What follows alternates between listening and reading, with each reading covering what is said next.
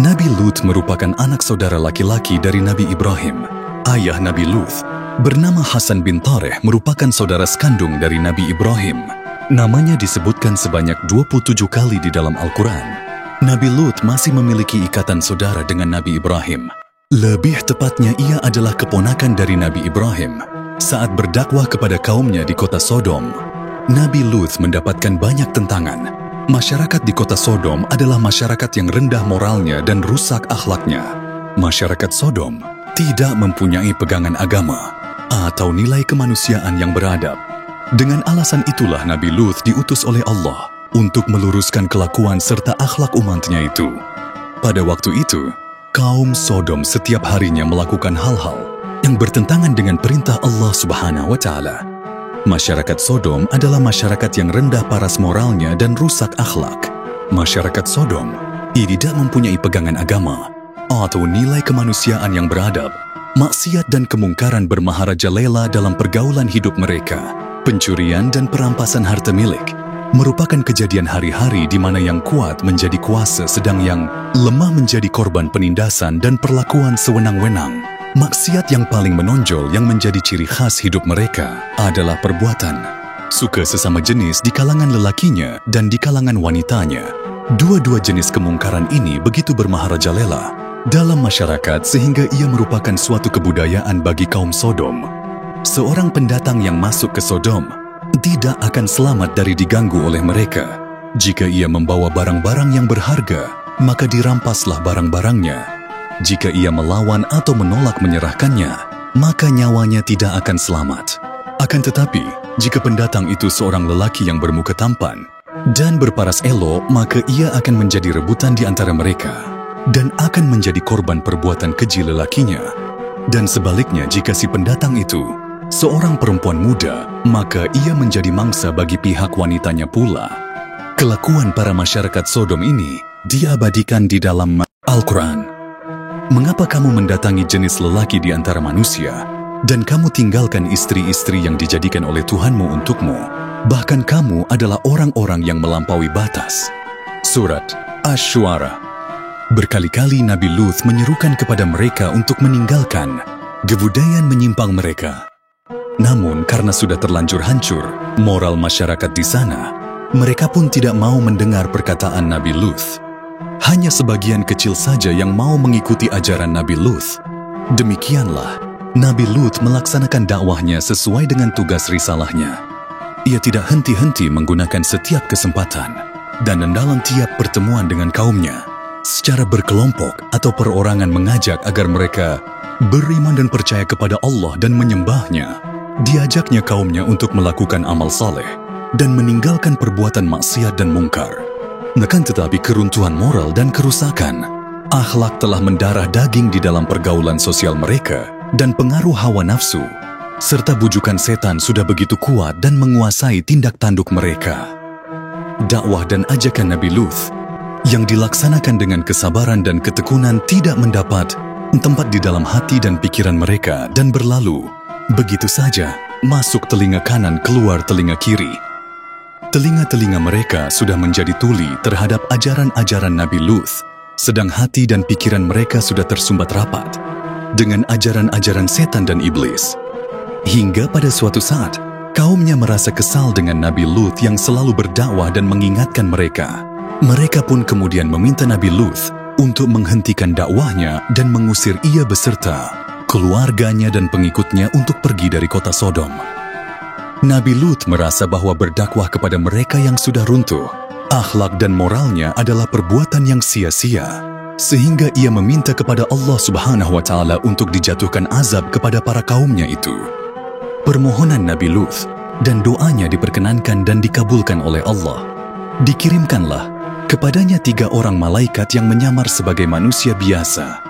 Mereka adalah malaikat yang bertemu Nabi Ibrahim dengan membawa berita gembira atas kelahiran Nabi Ishak dan memberitahukan kepada mereka bahwa mereka adalah utusan Allah dengan tugas menurunkan azab kepada kaum Lut, penduduk kota Sodom. Ibrahim bertanya, "Apakah urusanmu, hai para utusan?" Mereka menjawab, "Sesungguhnya kami diutus kepada kaum yang berdosa, kaum Lut.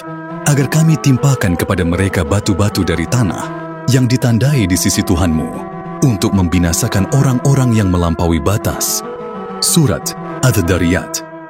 Para malaikat itu sampai di Sodom dengan menyamar sebagai lelaki muda yang berparas, tampan dan badan yang berotot, tegap dan sasa tubuhnya. Dalam perjalanan mereka hendak memasuki kota, mereka berselisih dengan seorang gadis yang cantik dan ayu, sedang mengambil dari sebuah perigi. Lelaki muda, malaikat, bertanya kepada si gadis, kalau mereka diterima di rumah sebagai tamu. Si gadis tidak berani memberi keputusan sebelum ia berunding terlebih dahulu dengan keluarganya. Maka ditenggelkanlah para lelaki muda itu lalu pulang ke rumah, cepat-cepat untuk memberitahu ayahnya, Lut. Mendengar kabar berita anak perempuannya, Nabi Lut menjadi bingung. Jawaban apa yang harus ia berikan kepada para pendatang yang ingin bertamu ke rumahnya untuk beberapa waktu. Namun menerima tamu yang berparas tampan dan kacak akan mengundang risiko gangguan kepadanya dan kepada tamu dari kaumnya yang tergila-gila untuk melakukan hubungan badan sejenis dengan anak muda yang mempunyai tubuh bagus dan paras wajah elok. Sedang kalau hal yang demikian itu terjadi, sebagai tuan rumah harus bertanggung jawab terhadap keselamatan tamunya. Padahal ia merasa bahwa ia tidak akan berdaya menghadapi kaumnya yang bengis-bengis dan haus maksiat itu. Nabi Lut memutuskan untuk menerima lelaki-lelaki muda itu sebagai tetamu di rumahnya. Nabi Lut hanya pasrah kepada Allah dan berlindung sekiranya terdapat segala rintangan yang akan datang. Lalu pergilah ia sendiri menjemput tamu yang sedang menanti di pinggir kota, dan diajaklah mereka bersama-sama ke rumah.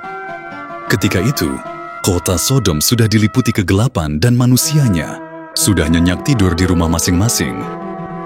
Nabi Lut telah pun berpesan kepada istri dan kedua putrinya agar merahasiakan kedatangan anak-anak lelaki muda itu, jangan sampai terdengar dan diketahui oleh kaumnya. Namun, istri Nabi Lut membocorkan berita kedatangan tamu Lut kepada mereka. Datanglah beramai-ramai lelaki-lelaki Sodom ke rumah Nabi Lut, berhajat untuk memuaskan nafsu mereka setelah lama tidak mendapat anak muda. Berteriaklah mereka memanggil Lut untuk lepas anak-anak muda itu agar diberi kepada mereka untuk memuaskan nafsu. Dengar teriakan mereka, Nabi Lut tidak membuka pintu bagi mereka dan berseru agar mereka kembali ke rumahnya masing-masing dan jangan mengganggu tamu yang datangnya dari jauh, yang sepatutnya dihormati dan dimuliakan.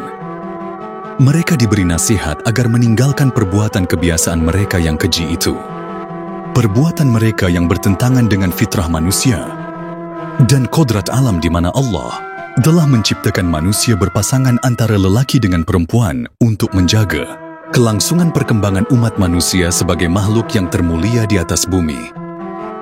Nabi Lut berseru agar mereka kembali kepada istri-istri mereka dan meninggalkan perbuatan maksiat dan mungkar yang tidak senonoh sebelum mereka dilanda azab dan siksaan Allah.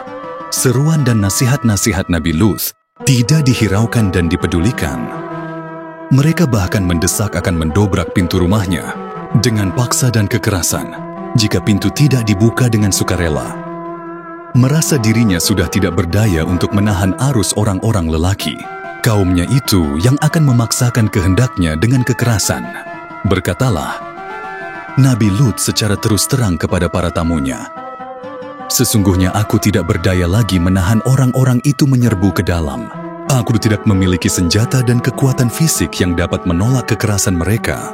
Tidak pula mempunyai keluarga atau sanak saudara yang disegani mereka yang dapat aku mintai pertolongannya. Maka aku merasa sangat kecewa bahwa sebagai tuan rumah, aku tidak dapat menghalaukan gangguan terhadap tamu di rumahku sendiri."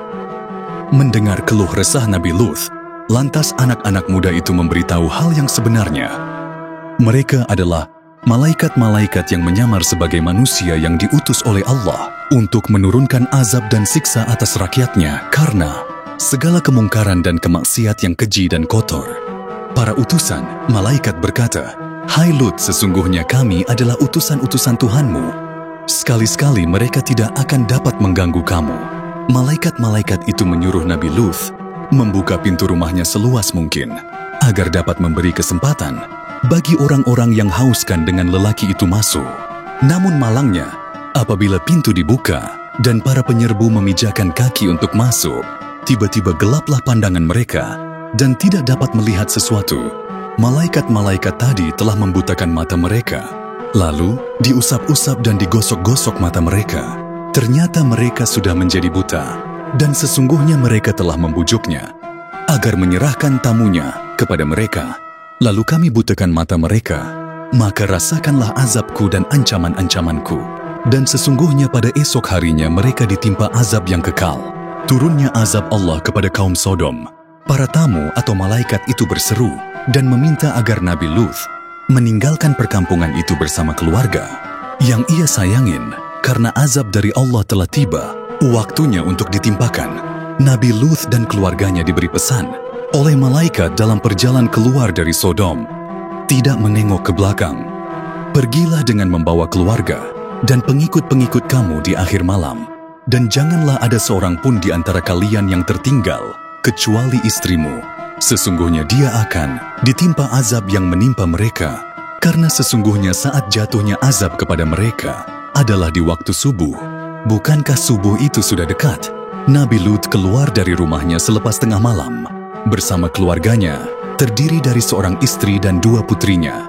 Berjalan cepat menuju keluar kota, tidak menoleh ke kanan maupun ke kiri, sesuai dengan petunjuk para malaikat yang menjadi tamunya. Akan tetapi, si istri yang menjadi musuh dalam selimut. Bagi Nabi Luth tidak tega meninggalkan kaumnya. Ia berada di belakang rombongan Nabi Luth, berjalan perlahan-lahan tidak secepat langkah suaminya, dan tidak henti-hentinya menoleh ke belakang, karena ingin mengetahui apa yang akan menimpa atas kaumnya, seakan-akan meragukan kebenaran ancaman para malaikat yang telah didengarnya sendiri. Dan tibalah waktu subuh. Kemudian datanglah azab Allah Subhanahu wa Ta'ala. Maka tatkala datang azab kami jadikan negeri kaum Luth itu yang di atas ke bawah. Kami balikkan, dan kami hujani mereka dengan batu dari tanah yang terbakar dengan bertubi-tubi, yang diberi tanda oleh Tuhanmu, dan siksaan itu tiadalah jauh dari orang-orang yang lalim. Sewaktu fajar menyingsing, mulailah bergetar dengan dahsyat bumi di bawah kaki masyarakat Sodom. Begitu juga dengan istri Nabi Luth yang munafik itu. Getaran itu lebih hebat dan kuat daripada gempa bumi, dan juga diiringi dengan angin kencang serta hujan batu yang membumi hanguskan kota Sodom dan seluruh penghuninya yang melampaui batas itu. Dan kami juga telah mengutus Luth kepada kaumnya.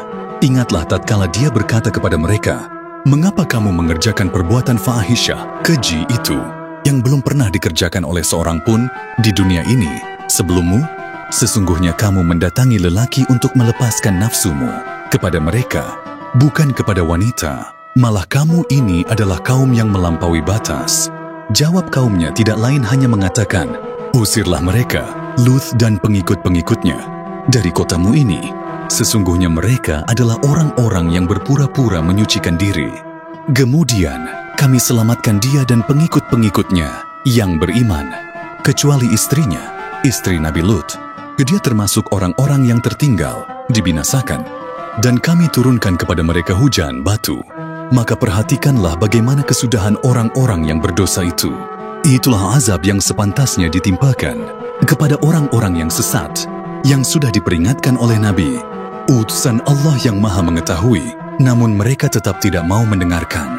Semoga kita dan masyarakat kita terlindung dari kemaksiatan, sehingga tidak ditimpa azab yang begitu pedih seperti pada cerita Nabi Luth di atas. Yang subscribe, Allah tambah rezekinya. Amin.